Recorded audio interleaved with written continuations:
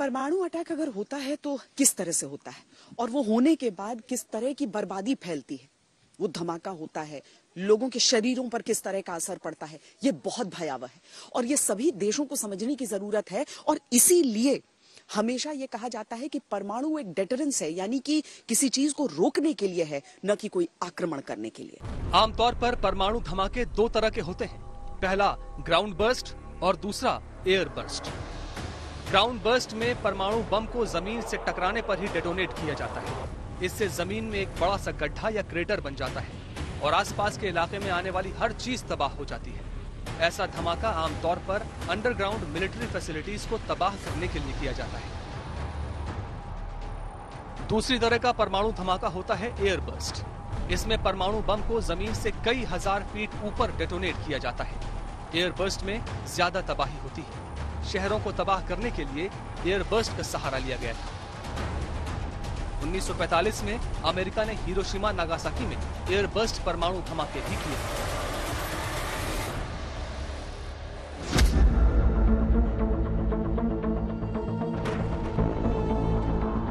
एक परमाणु बम फटते ही गैस में तब्दील हो जाता है। जो बम कुछ देर पहले एक ठोस पदार्थ था, वो कुछ ही मिलीसेकंड्स में इतनी गर्म गैस में बदल जाता है जिसका तापमान सूरज के कोर से भी ज्यादा हो जाता है। यूं कहें कि फटते ही परमाणु बम 15 मिलियन डिग्री सेल्सियस की गर्मी पैदा करता है। गर्म गैस एक्स-रे किरणों के जरिए आसपास की हवा को बेइंतहा गर्म कर देती है। 1 मेगाटन के परमाणु धमाके से निकलने वाली गैस एक फायरबॉल बन जाती है, जो अगले 10 सेकंड में 1 मील तक फैल जाती है। इतनी इंटेंसिटी वाले परमाणु धमाके में सूरज से भी ज्यादा रोशनी होती है, जिसको 50 मील की दूरी से देखा जा सकता है। इसको थर्मल फ्लैश कहते हैं। इस फ्लैश में परमाणु बम की 1/3 ऊर्जा होती है। इतनी तेज गर्मी से आग लग जाती है जो 20 मील तक के दायरे में आने वाली हर चीज को जला देती है। तेजी से फैलने वाली ये फायरबॉल आसपास की हवा में इतना तेज दबाव बनाती है जिससे एक ब्लास्ट वेव पैदा होती है। ये ब्लास्ट वेव चारों दिशाओं में हजारों किलोमीटर प्रति घंटे की रफ्तार से बढ़ते हुए शॉक वेव पैदा करती है। इस शॉक वेव से भूकंप आता है और रास्ते में पड़ने वाली तमाम चीजें गिरकर तबाह हो जाती हैं। इस ब्लास्ट वेव में परमाणु बम की आधी ऊर्जा होती है।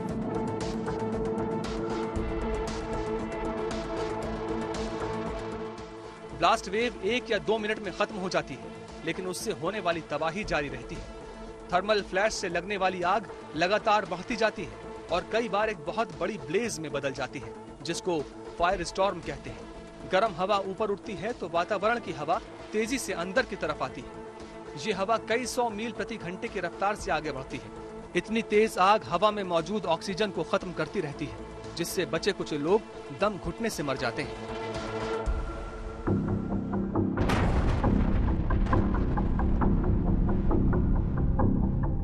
परमाणु बम रेडियो एक्टिव होता है। इसके बाद होता है रेडिएशन, जो लंबे समय तक जान माल का नुकसान करता है। ऐसी सूरत हाल तब होती है जब 1 मेगाटन का एक धमाका होता है, लेकिन परमाणु युद्ध के हालात में जब कई परमाणु धमाके एक के बाद होंगे, तब कैसे हालात पैदा होंगे ये ना तो किसी ने देखा है, ना कोई देखना चाहेगा। शोधकर्ता कहते हैं कि अगर कई देशों के बीच परमाणु युद्ध छिड़ जाएगा तो धुएं और राख का एक ऐसा गुबार निकलेगा जो कई महीनों तक सूरज की रोशनी को धरती पर आने से रोक देगा। इसको सूट कहते हैं। फसलें तबाह हो जाएंगी और न्यूक्लियर विंटर आ जाएगा।